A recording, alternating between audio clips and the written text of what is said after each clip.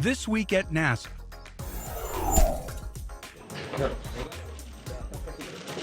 Members of the next International Space Station crew fielded questions from the media at the Gagarin Cosmonaut Training Center in Star City, Russia, outside Moscow.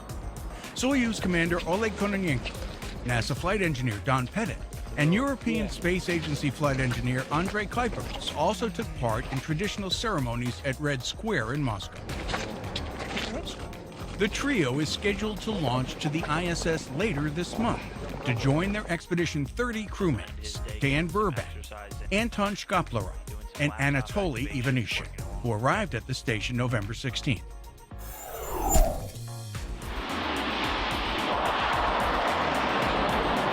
Work continues on NASA's next generation of spacecraft that'll carry humans beyond low Earth orbit.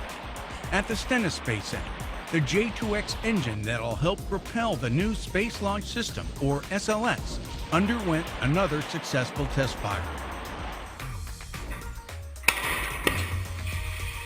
The Orion multi-purpose crew vehicle was put through the latest test of its water landing capabilities at the Langley Research Center.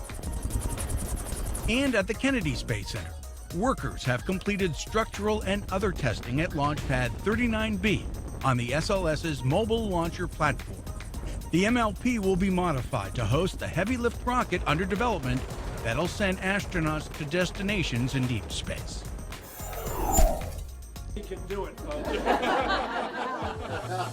Members of Maryland's congressional delegation, Senator Barbara Mikulski, Representative Steny Hoyer, and Representative Donna Edwards took part in an employee town hall meeting at the Goddard Space Flight Center. Those inside the Building 8 auditorium heard about the recently passed NASA appropriations bill and other legislative issues important to the Goddard workforce. Being America the exceptional doesn't lie into the future.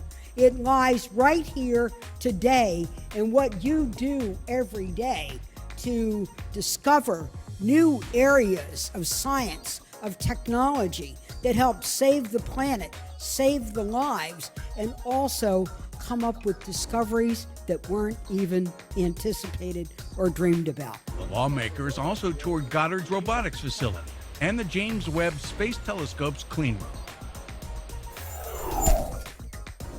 NASA's Office of Education hosted its second Education Stakeholders Summit in Chantilly, Virginia, outside Washington. The summit highlighted NASA's new one-stop shopping initiative, an innovation in the recruitment of the agency's workforce of tomorrow. The OSSI aims to build a robust NASA infrastructure of internships, fellowships, and scholarships that attract students to science, technology, engineering, and math, and ultimately facilitate their entry into the NASA workforce. Presenters included Office of Personnel Management Director John Berry and NASA Associate Administrator for Education Leland Melvin, who spoke of why it's cool to work in NASA education. If something has to be cool about what we do, it's the people. It's the integrity, it's the honesty, it's the banding together to change the world. So I think one of the coolest things that we do as an agency is when we have failures, when things happen, when things go awry, we band together as a community, as a family, and we come back and we're resilient and we make things happen. It's an honor to be here. I always dreamt of coming and seeing a rocket leave the planet. Helping Melvin tout the importance of inspiring our youth about STEM-based careers was entertainer will.i.am of the musical group The Black Eyed Peas.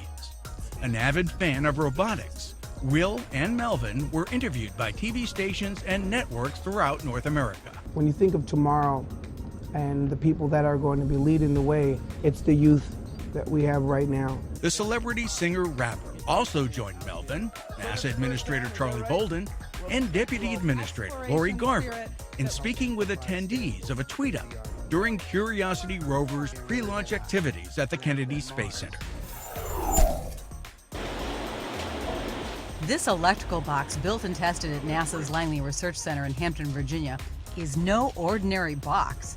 It's an interplanetary traveler, hitching a 354 million mile ride to Mars on board the Mars Science Laboratory, or MSL, which launched November 26th. MEDLI is an instrumentation system on the aeroshell of the Mars Science Laboratory, and it measures the temperature and the pressure on the aeroshell as MSL flies through the Martian atmosphere. MEDLI stands for MSL Entry, Descent, and Landing Instrumentation.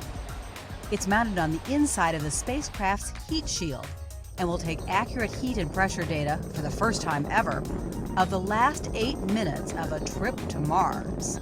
Our end goal is to make each entry, descent, and landing system better and better so that we can reduce the risk of landing on Mars, save cost, and get more science back.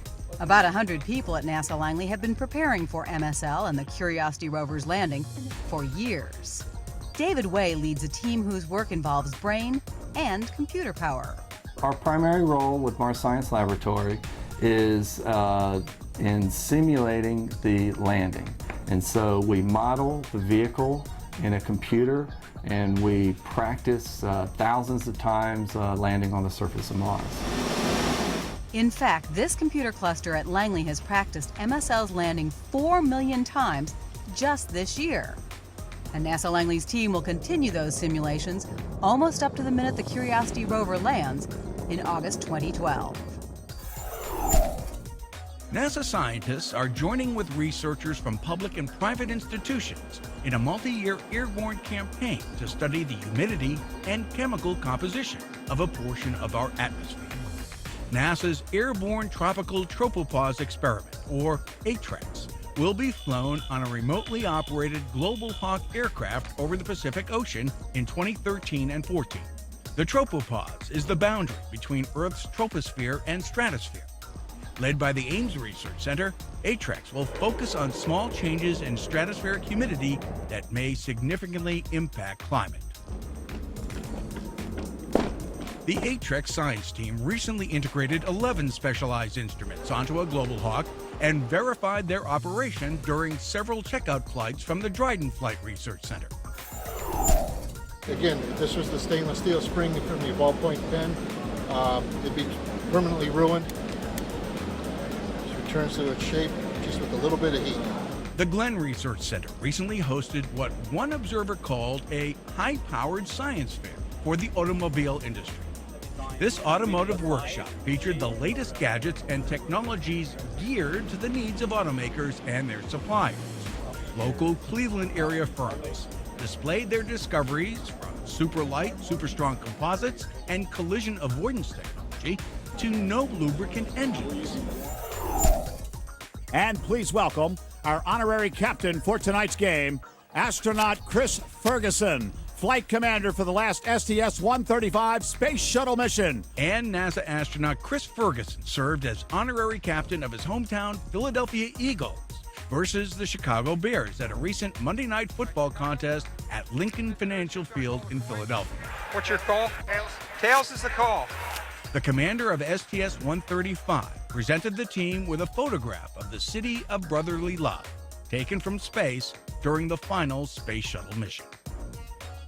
And that's This Week at NASA. For more on these and other stories, log on to www.nasa.gov.